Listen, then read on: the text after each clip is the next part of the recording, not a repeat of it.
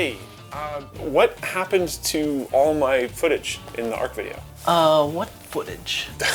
Well, the graphics card install footage, all the gaming footage, all that stuff. There's just one little snippet at the end. What happened? The card turned on. Fans are full blast. I think this might actually be an ARC problem. Yeah, this is weird, but interesting. Game streaming on ARC is basically broken. Now, This message from our sponsor. Smart Deploy, powered by PDQ.com. Smart Deploy maintains drivers for you with over 1,500 driver packs to choose from. Deploy any business class device with a single Windows image. Get your free licenses worth over $500 at smartdeploy.com/LTT.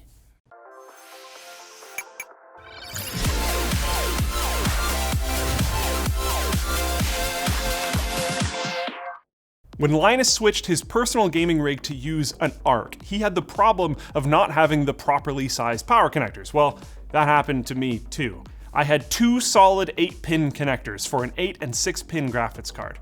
I did not want to bother with repinning my custom cables, so I did the next best thing. I had this spare 1200 watt Antec power supply from back in the NCX days, and I had no idea if it was even going to power on after sitting in my garage for all these years, but we needed it to start playing. And my plan for it is I have jumped it. So this is going from pin 4 to pin 5. Just jumped it with a little paper clip.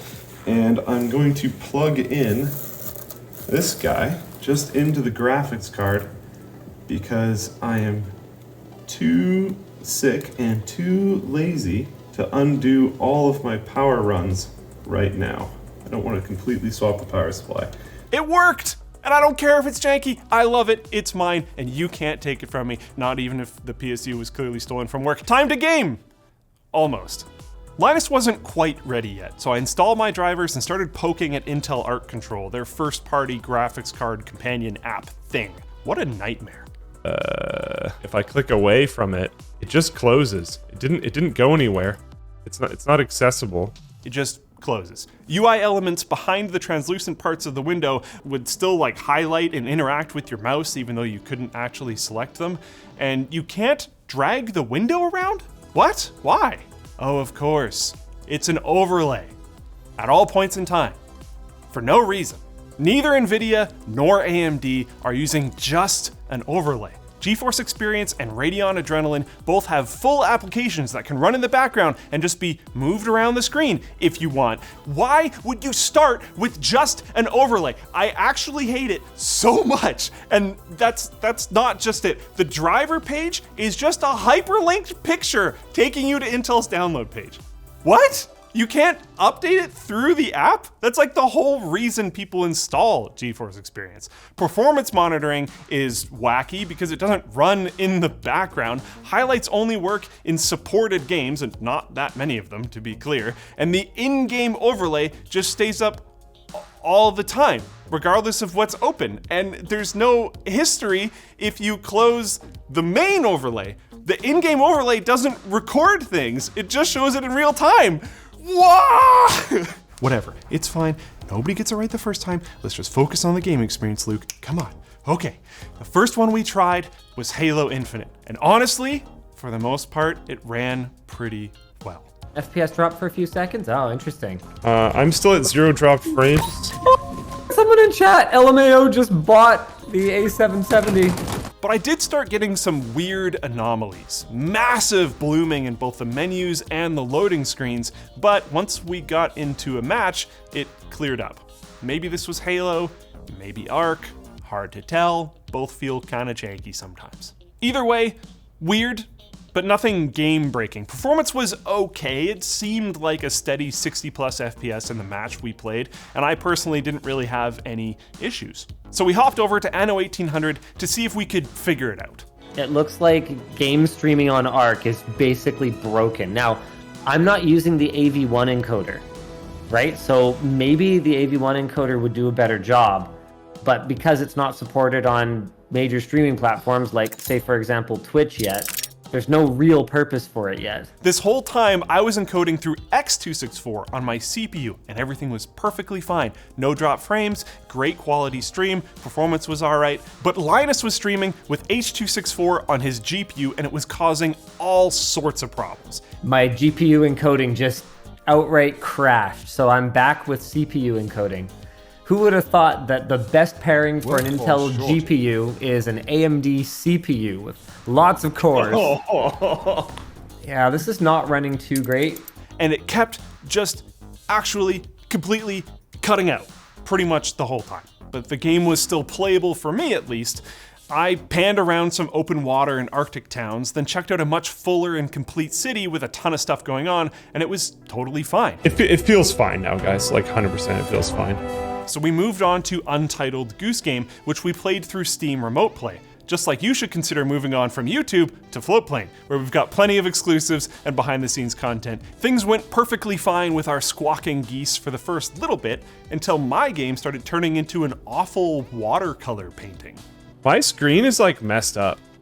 Really? Like, super, super messed up. I don't know why I'm only like mentally registering this now. Okay, it fixed there. We had no idea what could be causing this until we realized Linus was hosting our remote play together session.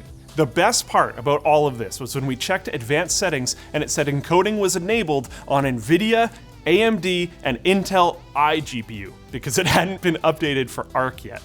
We tried to fix it by disabling hardware decoding on my side, but it wasn't until Linus disabled hardware accelerated encoding on his PC that it actually resolved the issue.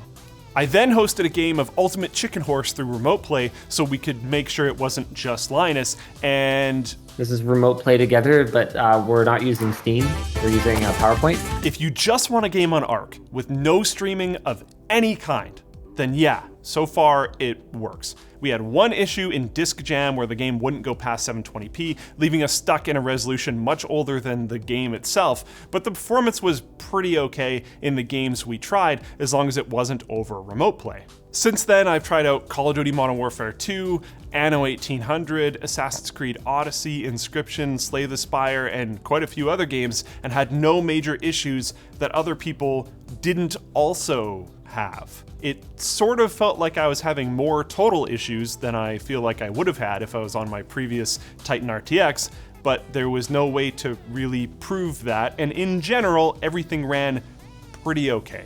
I had one hard crash that felt like it was similar to what would happen if you had a driver crash on NVIDIA, but the system didn't recover from it at all, like you would expect it to with an NVIDIA driver crash, where the pop-up comes in the corner, the application force closes, all that type of stuff. It just black screened hard. I had to hard power down my computer, bring it back up, and then Event Viewer just had nothing. There was no information, so I have no idea what happened. Maybe it was Arc, maybe it was something else, I don't know. The question then becomes, how badly do you need GPU encoding in 2023, I guess?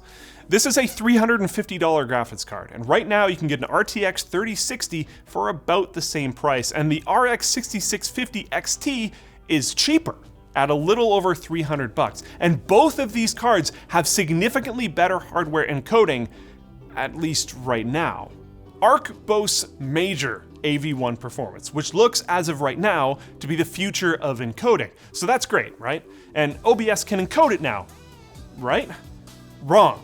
OBS has an NVENC AV1 encoder. NVIDIA only. Intel's hardware AV1 encoding is useless if you have no way to use it. Don't buy anything based on the claims of future benefits.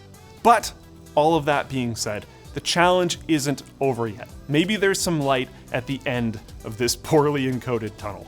Apparently Intel has reached out to Linus with a new driver that might fix VR, so stay tuned for our final thoughts in part 3. And if you want to pick up an Arc card, we'll have them linked in the description down below, along with our sponsor. Secret Lab. Thanks to Secret Lab for sponsoring today's video. Secret Lab chairs are engineered to keep you incredibly comfortable for long hours at work and play. Their Titan Evo 2022 series chair offers 4-way lumbar support, comes with a magnetic memory foam head pillow, and is offered in different upholsteries like hybrid leatherette, soft weave fabric, and Napa leather. With up to a 5-year extended warranty and a 49-day return policy, you're covered if anything goes wrong. So head to the link in the description and check out Secret Lab today. Thanks for watching. And if you like this or didn't like this, let me know down below. It's been a long time since I've hosted one of these. But if you need something else to watch, maybe check out part 1 so you can see some of the hilarious problems that might come up when you're doing something as simple as just swapping to a brand new graphics card.